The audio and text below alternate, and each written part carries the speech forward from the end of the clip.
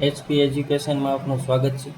આજે આપણે ધોરણ 10ના ચેપ્ટર 5 છે જે જૈવિક ક્રિયાઓ છે એનું અંદર રહેલો ટોપિક એટલે કે વનસ્પતિમાં વહન. તો વનસ્પતિની અંદર વહન કેવી રીતે થાય છે, એની અંદર કયા કયા એવા ભાગો આવેલા છે કે જેને લીધે વહન થાય છે એની ચર્ચા કરવાની છે.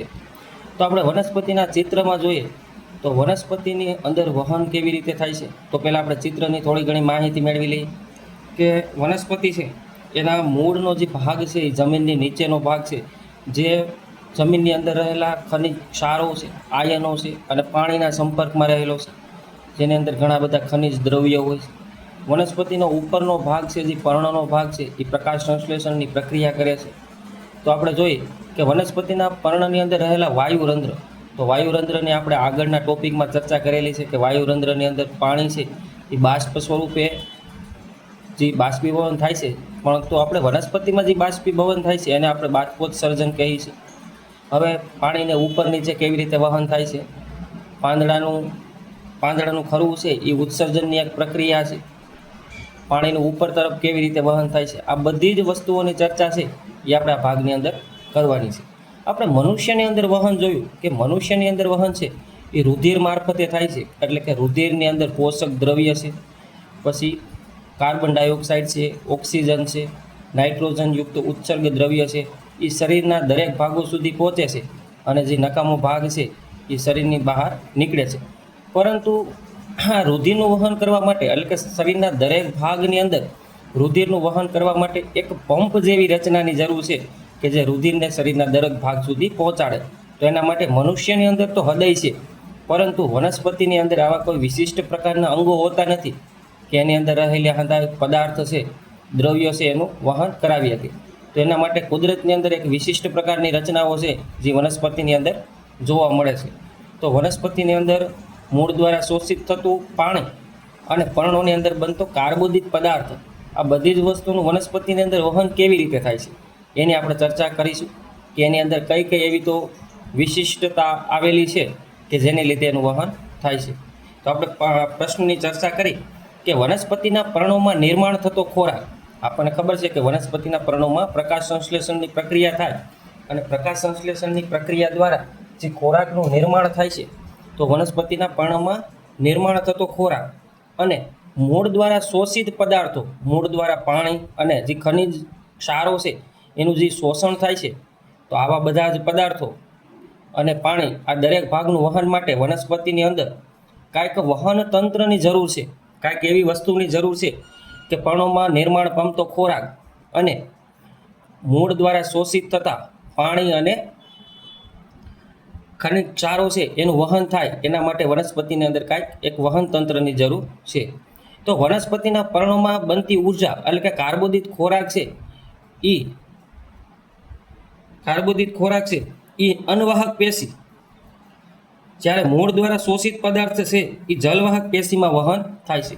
તો આપણા માટે આ પોઈન્ટ છે એ મોસ્ટ આઈએમપી છે કે વનસ્પતિની અંદર પર્ણોમાં ઉત્પન્ન થતો જે ખોરાક છે એનું વહન શેના દ્વારા થાય છે, તો કે અનવાહક પેશી દ્વારા, અને મૂળ દ્વારા જે શોષિત પદાર્થો છે એનું વહન વનસ્પતિની અંદર કેવી રીતે થાય છે, તો કે જલવાહક પેશી દ્વારા.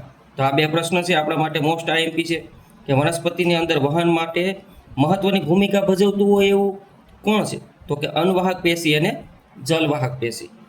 હવે જોઈએ આપણે કે વનસ્પતિના મૂળ દ્વારા શોષાયેલું પાણી વનસ્પતિના દરેક અંગો સુધી કેના દ્વારા વહન પામે છે, તો કે જલવાહિનીઓ અથવા જલવાહિકાઓ.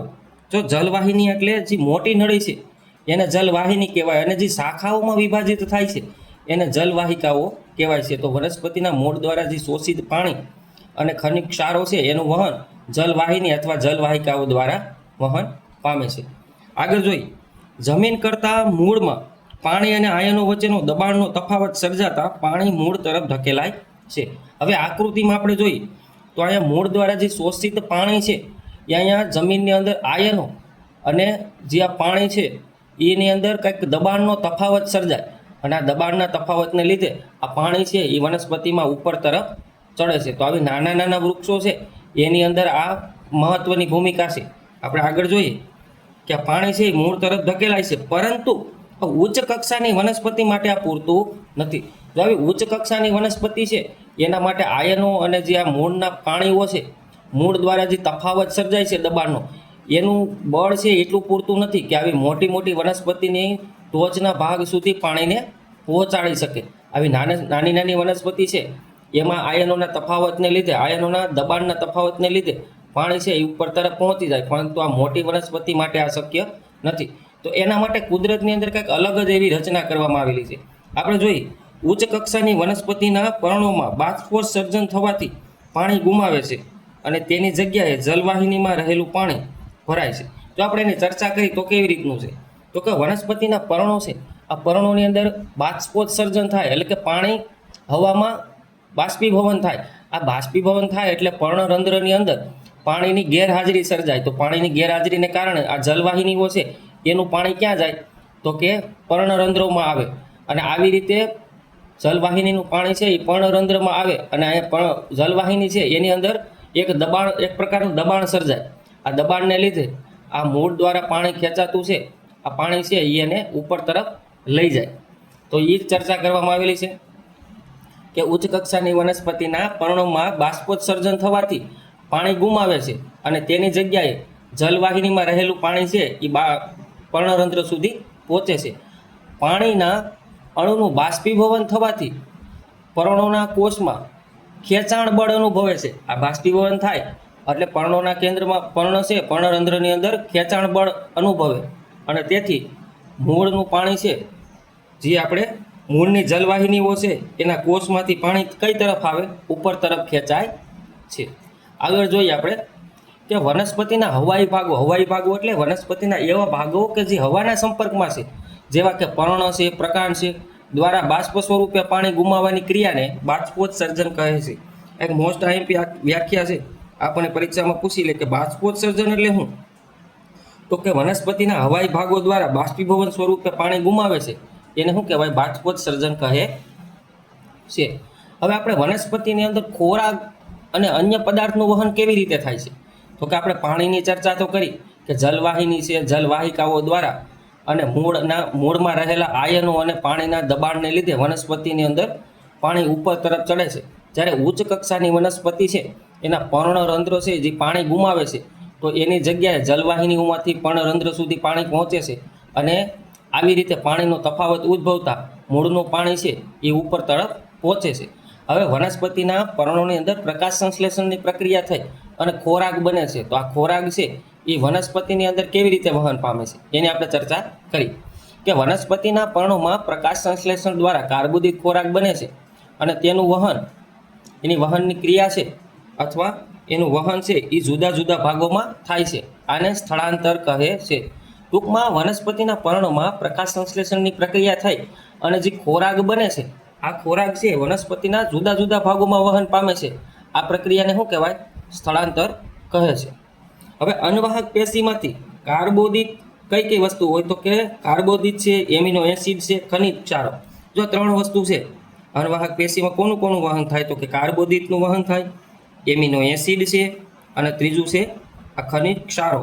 કેટલાક અંતઃસ્ત્રાવો છે અને ઘણા બધા અન્ય પદાર્થો છે એનું સ્થળાંતરમાં જરૂરી ઉર્જા એટીપીમાંથી મુક્ત થાય છે. આપણે મનુષ્યનું જોયું કે જ્યારે એટીપી સ્વરૂપે અણુ બને છે એ એક ચોક્કસ પ્રકારની અથવા ચોક્કસ માત્રામાં ઉર્જા ધરાવે છે. તો વનસ્પતિમાં પણ આમ જ છે કે ભાઈ આ બધી વસ્તુઓ છે જે પર્ણોની અંદર નિર્માણ થાય છે એનું વહન માટે આપણે કંઈક ઉર્જાની જરૂર પડે છે. એ ક્યાંથી મેળવવામાં આવે છે, તો કે એટીપીમાંથી મેળવવામાં આવે છે. મેં તમને કીધું હતું કે એટીપી છે એનું ફૂલ ફોર્મ પરીક્ષામાં ઘણીવાર પૂછાણું છે, એડિનોસાઇન ટ્રાઇફોસ્ફેટ. જો અનવાહક પેશીમાં આશ્રુતિ દાબ વધે જેનાથી પાણી તેમાં પ્રવેશે અને આ દબાણ પદાર્થને અનવાહક પેશીમાં વધુ દબાણ તરફથી ઓછા દબાણ તરફ વહન થાય છે. હવે આ શું કહેવા માંગે છે, આશ્રુતિ દાબ એટલે દબાણનો તફાવત, બીજું કાંઈ નથી. આશ્રુતિ દાબ શું છે, એટલે કે દબાણનો તફાવત. હવે અનવાહક પેશી છે એની અંદર દબાણના તફાવતને લીધે જે અનવાહક પેશીની અંદર રહેલા પદાર્થ છે એ વધુ દબાણથી ઓછા દબાણ તરફ વહન પામે છે. આમ વનસ્પતિમાં જરૂરિયાત અનુસાર સ્થળાંતર પ્રેરે છે.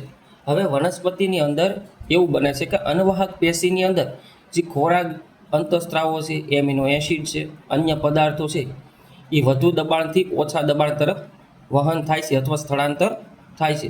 તો વનસ્પતિની અંદર કોઈ એવો ભાગ છે, નવી કૂપળો આવે છે, એને ઉર્જાની જરૂર છે અથવા કાર્બોદિત પદાર્થની જરૂર છે. તો જ્યાં વનસ્પતિની અંદર સ્ટોરેજ થયેલો કાર્બોદિત પદાર્થ, એમિનો એસિડને આવું બધું છે, એ જાજી જગ્યા છે ત્યાંથી જ્યાં એનું દબાણ ઓછું છે, એટલે કે જે પર્ણ તરફ એને જ્યાં ખોરાકની જરૂરિયાત છે એ બાજુ એનું સ્થળાંતર થાય છે. હવે આપણે એનું એક એક્ઝામ્પલ જોઈએ તો વનસ્પતિમાં વસંત ઋતુમાં મૂળ અને પ્રકાંડની પેશીઓમાં સંચિત શર્કરાનું સ્થળાંતર કલિકા તરફ થાય છે. હવે વસંત ઋતુની વાત કરી તો કે જ્યારે વનસ્પતિની અંદર બધા જ પર્ણો છે એ ખરી જાય અને ખાલી પ્રકાંડ અને એની ડાળીઓ હોય છે, ત્યારે જે વસંત ઋતુ આવે છે ત્યારે નવી નવી કૂપળો ફૂટે છે, ત્યારે એને ખોરાકની જરૂર હોય અથવા પદાર્થની જરૂર હોય. તો વનસ્પતિની અંદર સંચિત થયેલો ખોરાક, સંચિત થયેલો એટલે એકઠો થયેલો, સ્ટોરેજ થયેલો ખોરાક છે, એ વધુ દબાણ તરફ હોય અને ત્યાંથી કૂપળો તરફ એનું વહન થાય છે. આપણે નાની એવી વનસ્પતિની અંદર ઉત્સર્જનની વાત કરી તો કે જે મનુષ્યની અંદર એના શરીરની અંદર જે નકામો કચરો છે એ શરીરની બહાર કાઢવો પડે, એમ વનસ્પતિની અંદર હોતે એવા કોઈ નકામા પદાર્થ ઉત્પન્ન થાય છે તો એને વનસ્પતિની શરીરની બહાર કાઢવો પડે. તો આ ઉત્સર્જન છે એ પર્ણોના ખરવાથી, તો અમે આપણે એક એક્ઝામ્પલ લીધું છે કે પાંદનું ખરવું એ ઉત્સર્જન છે. હવે જ્યારે એવો નકામો પદાર્થ છે એ વનસ્પતિની અંદર હોય તો એ જેમ પર્ણ છે એનો અમુક સમય પછી જ્યારે પર્ણ ખરે છે તો એની અંદર આવા જે નકામો પદાર્થ છે એ તરફ ગતિ કરી અને પાન વનસ્પતિનું પર્ણ ખરે એની સાથે આ ઉત્સર્જન થઈ જાય છે. અથવા વનસ્પતિની અંદર જોવા મળતો રેઝિન, રેઝિન એટલે ગોંદ. હવે વનસ્પતિને આપણે ઘણા વૃક્ષો જોયા છે કે એના થળ કે ત્યાં કોઈ ઘા લાગેલો હોય તો ત્યાં ગુંદ જેવો ચીકણો પદાર્થ નીકળે છે, પેસ્ટ. તો આ વખતે એક વનસ્પતિનું ઉત્સર્જન છે કે જે વનસ્પતિની અંદર અનિચ્છિત વસ્તુઓ કે જેને શરીરની બહાર કાઢવી પડે એવી વસ્તુઓ પણ ગુંદર સ્વરૂપે વનસ્પતિમાંથી બહાર નીકળે છે. તો આપણે વનસ્પતિની અંદર આપણે ઉત્સર્જનની ચર્ચા કરી.